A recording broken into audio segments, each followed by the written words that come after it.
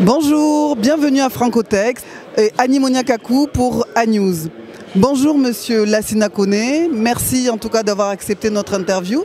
J'aimerais que vous vous présentiez et qu'on revienne un petit peu sur votre intervention, ce qui a été dit au niveau de la jeunesse africaine au sein de la francophonie.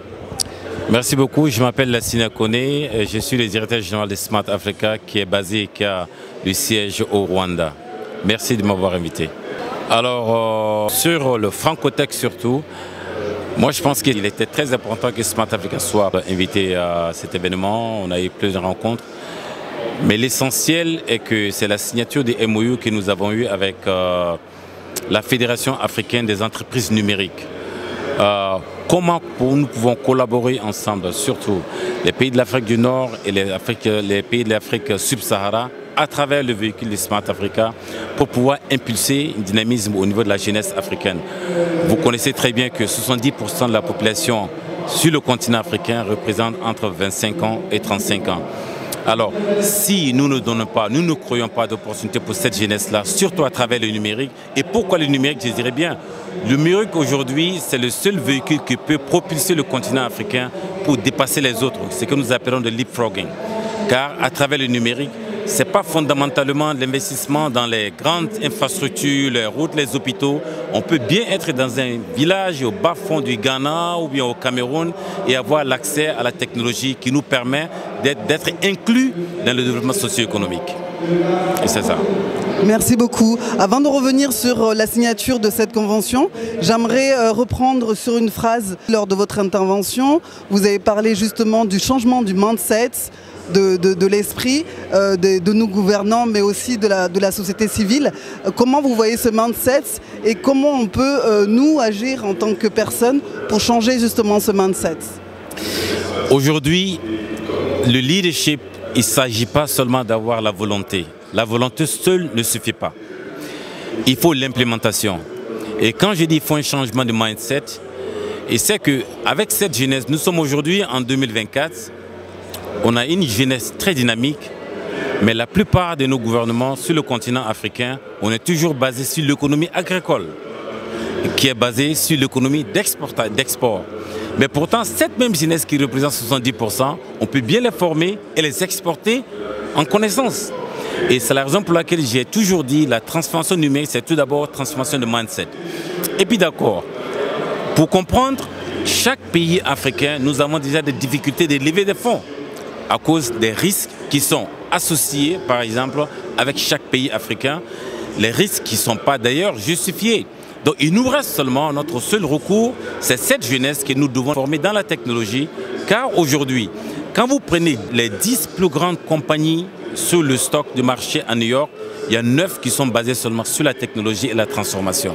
Et il n'y a qu'une seule compagnie qui est Aramco, qui exporte du pétrole parce que bon, l'Arabie Saoudite détient pratiquement le réserve mondiale, le plus grand réserve mondiale du pétrole. Mais tout le reste, les 9 entreprises qui sont cotées aujourd'hui côté bourse sont basées sur la technologie. Et nous, la matière première de la technologie de transformation, c'est la jeunesse.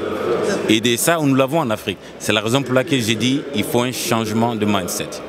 Très bien. Vous parlez donc de changement de mindset.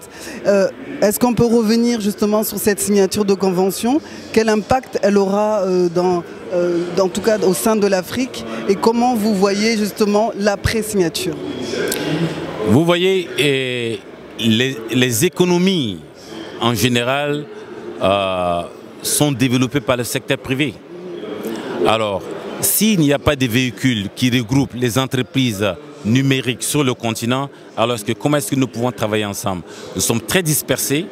Donc cette signature de Smart Africa avec la Fédération africaine des entreprises dans le numérique, ça veut dire c'est le début du commencement pour vraiment la création véritable des Afro-Champions. Afro-Champions, c'est-à-dire les entreprises africaines doivent contribuer au développement socio-économique numérique. Nous ne devons pas attendre que le développement vienne d'ailleurs pour s'imposer. Surtout que la transformation numérique, il s'agit d'une transformation dans le contexte local. Alors qui c'est mieux que ces entreprises africaines qui connaissent bien les besoins de nos populations qui vivent dans les zones urbaines, de nos populations qui vivent dans les zones rurales? C'est les entreprises africaines. Donc cette signature a vraiment 5 axes, qui est l'universalité, l'accès universel sur la technologie, l'inclusion financière, l'inclusion numérique, et puis aussi créer des environnements qui propulsent, des environnements du business qui propulsent ou alors qui attirent les investissements vers l'Afrique. Est-ce que, comme disait le ministre de la Côte d'Ivoire ce matin, est-ce que justement ce type de convention va aussi permettre la création de licornes africaines qui pourront aussi avoir une vision internationale? J'aime bien cette question. Créer des licornes africains, c'est d'accord. Aujourd'hui, le continent, on est 1,4 milliard de population, voilà 1,5 milliard. Alors nous n'avons que 7 licornes. En Estonie, vous prenez un exemple, 1,3 million de population, ils ont 10 unicornes. En Israël, ils sont 10 millions de population, ils ont 92 licornes. Aux États-Unis, ils sont 330 à 340 millions de population, ils ont 720 licornes. Toute nation qui se veut être une nation de start-up doit prendre le sujet de la jeunesse au sérieux. Très très bien. Est-ce que vous avez au sein justement quel message vous voulez faire passer à cette jeunesse africaine? L'avenir de l'Afrique numérique, ça se repose sur la jeunesse, pas ailleurs. Les Mark Zuckerberg, tout le monde, tous les pays en Afrique, nous nous assimilons, nous voulons être la Silicon Valley. Mais cette même Silicon Valley, les gens oublient que ça a été supporté plus de 50 ans par l'État américain. Ça veut dire que nos gouvernements doivent jouer leur rôle. Et l'avenir numérique de l'Afrique, ça se repose sur le pôle de la jeunesse. Pourquoi? Parce qu'il y a beaucoup d'applications dans le contexte local. Ce n'est pas le Mark Zuckerberg qui descendront en Afrique pour développer ces applications, mais c'est nos jeunesses. Mais il est temps que nous faisons confiance aussi à nos jeunesses de pouvoir produire des applications qui sont fiables sur le continent.